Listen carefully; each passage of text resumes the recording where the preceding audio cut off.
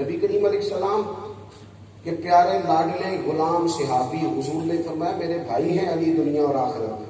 مولا علی شیر خدا بیمار ہو گئے، طبیعت مبارک میں بظاہر نکاحت تھی، اٹھ کے کھڑے ہوتے تھے تو مقدس ٹانگیں کامتی تھیں۔ ایک صحابی بیمارداری کے لیے گئے تو حضرت مولا کائنات کا چہرہ دیکھ کے ان کی محبت میں رو پڑے، کہنے لگے علی اتنے کمزور ہو گئے ہو، مجھے تو آپ کے بچھڑنے کا خوف لاحق ہو گیا۔ حضرت مولا علی تو اٹھ کے بیٹھ گئے، فرمانے لگے جا جا کے اپنے گھر میں آرام کر، پریشان نہ ہو، بے فکر ہو جا، یہ بیماری مجھے کچھ بھی نہیں کہے گی۔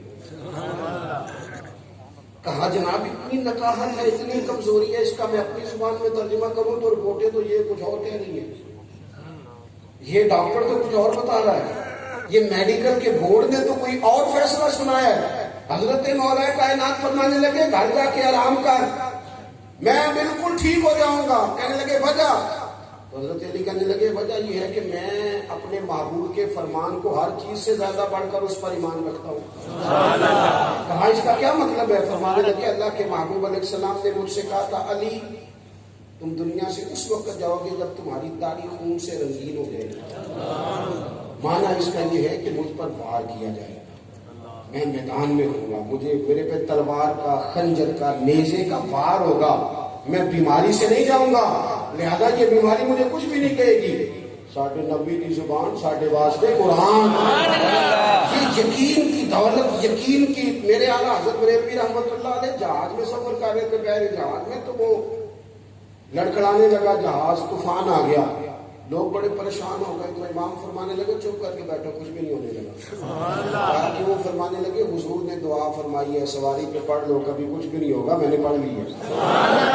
یقین کی دولت تو ہے نا میرے پاس۔ یہ کیا بات ہوئی تو سویرے کچھ اور کہے، شام کچھ اور کہے، دوپہر کچھ اور کہے۔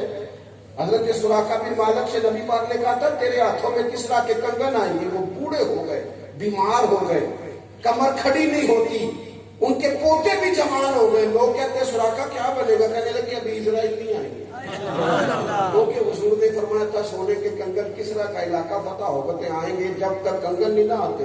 ساڑھے نبی کی زبان، ساڑھے واسطے حضور کی بات پر یقین کامل کرے۔ دوسری بات، جب بندہ کسی سے محبت کرتا ہے نا تو اس کی اپنی ذات نہیں ہوتی، پھر محبوب کی رضا ہوتی، پھر اس کے اپنے جملے نہیں ہوتے، پھر وہ محبوب کے کالم میں اپنے آپ کو ڈھالنے کی کوشش کرتا ہے۔ محبت بھی کرے اور رائے بھی دے، محبت بھی کرے اور کہے کہ مجھ سے ہوتا بھی کچھ نہیں، محبت بھی کرے اور پھر اس کی اپنی کو ذاتی چاہت بھی رہ جائے۔ جب کسی سے محبت ہو جاتی ہے تو بندہ اس کی بات میں فنا ہو جاتا ہے، پھر انسان اسی کے پیچھے چلتا ہے۔ ایک بزرگ فرماتے ہیں خاتون سے میں توبہ کرنے سے پہلے اس کے ساتھ میرا کوئی تعلق ہو گیا تو سردیوں کی رات میں اس سے ملنے گیا تو ساری رات میں نے دروازے پہ کھڑے ہو کے اس کا انتظار کیا، مجھے تھکاوٹ ہی کوئی نہ ہوئی۔ صبح کو سحری کے وقت اس نے چھت پہ آ کے کہا کہ آج میں ملنے کو نہیں آ سکتی، یہ داتا صاحب نے لکھا ہے اس کو، ملنے کو نہیں آ سکتی اس لیے کہ گھر میں بہت سارے لوگ موجود ہیں، تو کہتے ہیں کہ میں بجائے غصہ کرنے کی کہ میں ساری رات کھڑا ہوں، میرے دل میں خیال آیا کہ کتنی مجبور ہے، کس تکلیف میں آ رہے ہیں۔ کہتے ہیں جب میں وہاں سے اٹھ کے واپس نکلا تو فجر کی اذان ہو رہی تھی، میں نے اپنے دل پہ توجہ ڈال کے کہا اگر دنیا کی محبت کے لیے ساری رات کھڑا رہ سکتا ہے اور تجھے غصہ بھی نہیں آتا اور تجھے تکلیف بھی نہیں آتی تو چھوڑ ساری دنیا کی محبتیں، آج یا خدا سے پیار کرتے ہیں اور مدینے والے مصطفیٰ سے پیار کرتے ہیں۔ اگر کامل محبت ہو تو پھر گرمیوں کے روزے ہوں یا سردیوں کی وجہ ہو، پھر کسی بندے کو یہ نہیں کہنا چاہیے کہ مجھے فلاں چیز مشکل محسوس ہوتی ہے، تجھے تو پیار ہو گیا ہے۔